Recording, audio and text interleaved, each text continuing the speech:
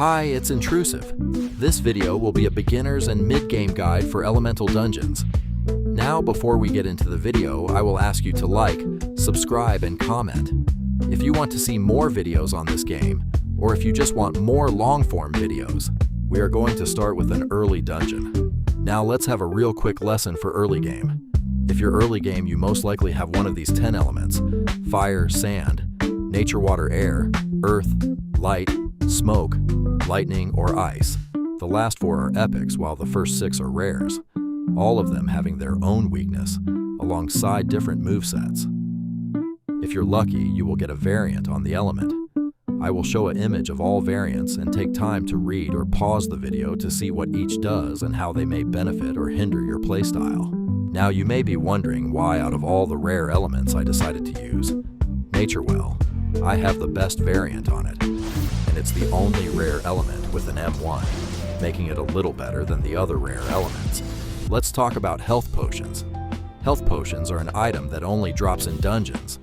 This item is only droppable by enemies, and is not a dungeon clear drop. These health potions are stackable up to 3. These health potions do not go into the next dungeon, so don't be afraid to use them. It heals around 35% of your health. This is the place where you roll elements, the elements you see up. There are the rollable elements for that hour after the next hour starts. The elements are randomized again.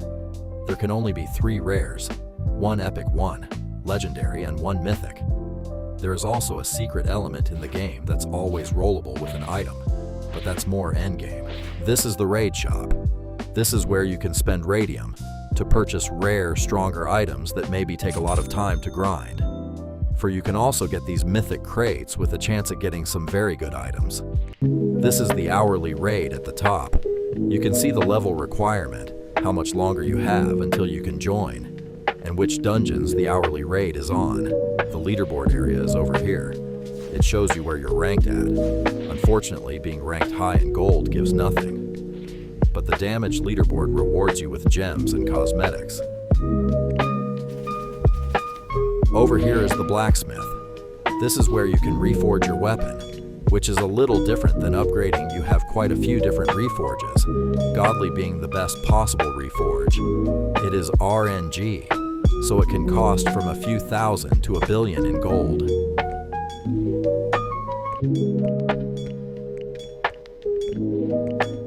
This brings me on to my next lesson, rolls.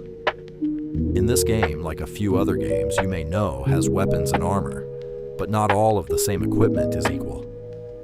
These differences being called by roll, 1 being the worst, 11 being the best, because it's 10% better than 1.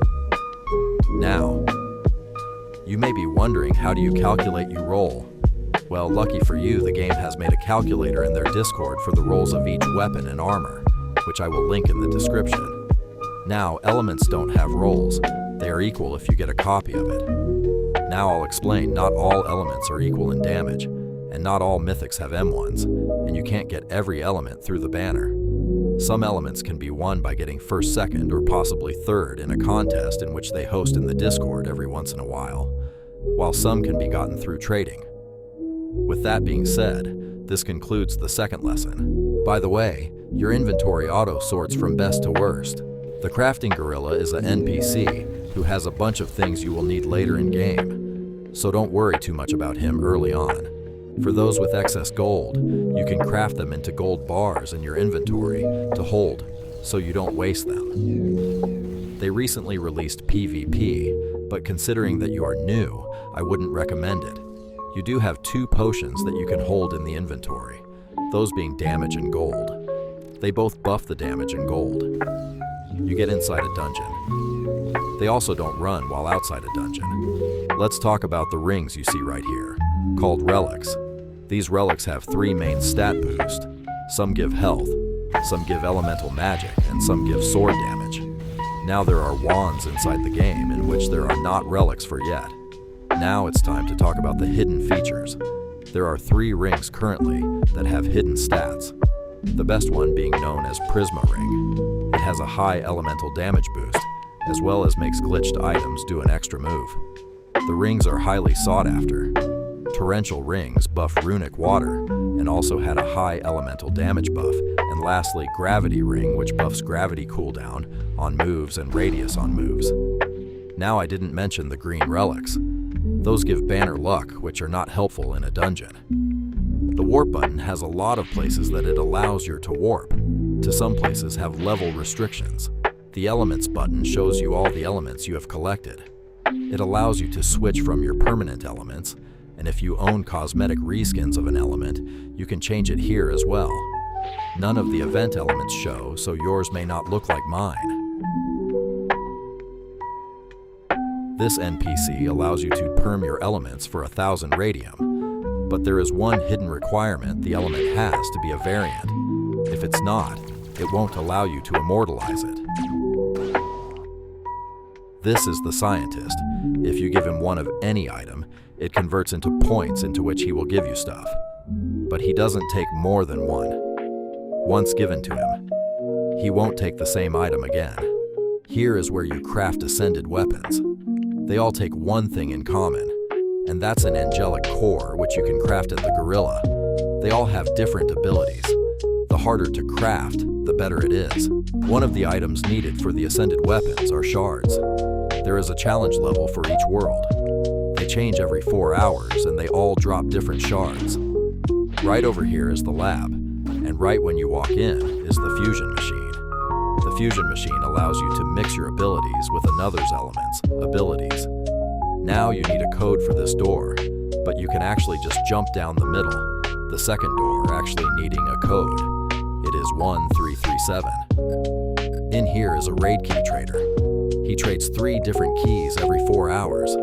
There are only 4 different keys you can obtain from the trader, those being Dragon Reaper Zeus and Angelic, most of the others being crafted by the gorilla. The wise old frog is a frog who eats frog legs. You give him enough, he will give you double, then triple jump. Buff Dude gives you double HP stat points. Not permanent double HP, only stat points, meaning the buff only applies when putting stats into HP. Over here is Zuet. He's not really useful. The server already lets you know when the merchant spawns, which is every hour, and you can swap awakened abilities in Elements tab. The Master Swordsman allows you to dual wield. I will say his quest is pretty tedious, so it may be helpful to go in the Discord and ask for help. Corruption, dude. Corrupts your weapons and armor, not elements. Elements cannot be corrupted with corruption, dude. To corrupt your weapons/armor, you will need corruption shards, which has a 1 in 1,000 chance to spawn from a random enemy in the dungeon. But the corruption enemy is significantly stronger, so be careful. Underneath this waterfall, there are a few enemies alongside this wizard. He gives you the option of buying corruption potions, which give you an extra 2.5% chance to roll a corrupted element. He also offers the option of being able to refund stat points and unlock Enchanted Blade, which brings me to my last lesson for the video. Weaknesses and strengths. Every element has a list of strengths and weaknesses, and every dungeon has an elemental type. Picking an element incompatible with the dungeon early on may slow down your progress and making the enemies that much harder to kill. Now, Enchanted Blade is also affected by your elements, strengths, and weaknesses. So using an incompatible element in an incompatible dungeon will also cause your swords to do significantly less damage. This is the end of the video. Make sure to like and subscribe and comment if you want to see me make more of these longer types of videos. Y'all stay blessed and have a good day.